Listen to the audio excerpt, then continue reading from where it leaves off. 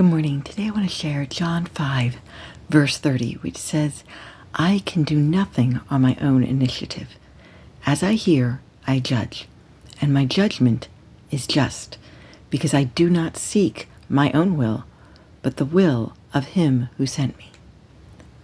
These were Jesus' words. And as I read this morning, my first thought was, how different would my life be if I had never done anything on my own initiative, or if I had never done my will instead of listening to what God wanted.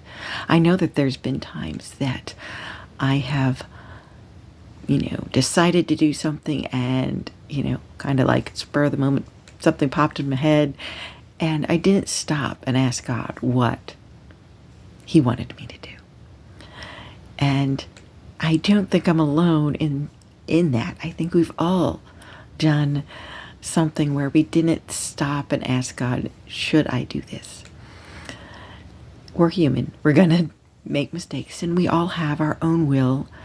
And maybe we are afraid to ask God what his will is.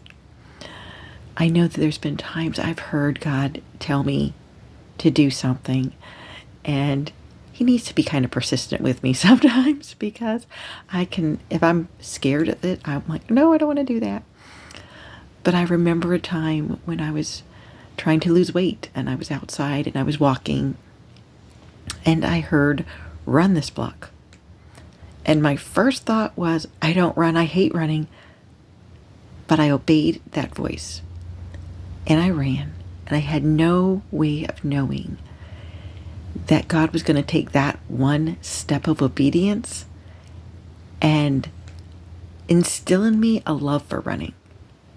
And I can look back now and go, wow, I have done a couple half marathons, and I even did a full marathon. And there is no way I would have done that and accomplished that if I had not obeyed God's voice to run that one block.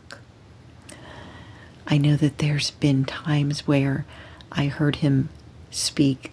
Like there was a time I was in a restaurant and I kept feeling like I was supposed to go up and talk to this waitress who I saw was upset and just ask if she was okay. But I let that fear, I don't know where she'll think I'm crazy. No. And I didn't obey that voice. And I will tell you, as soon as I left that restaurant, I felt so guilty that I had not obeyed God's voice. And I pretty much said, I will never do that again. I don't want to disobey you when you tell me to do something. And I asked for forgiveness. And a few months later, God was telling me to go talk to somebody as I was sitting in a waiting room, go pray with her. And at first, God, I don't want to go pray with her. And he had to tell me a few times, because I'm sitting there like, no,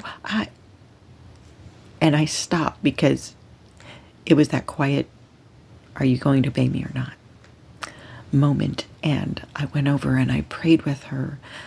And, she was very receptive, because I asked her, do you mind if I pray with you? And, both hands came out. Yes, please.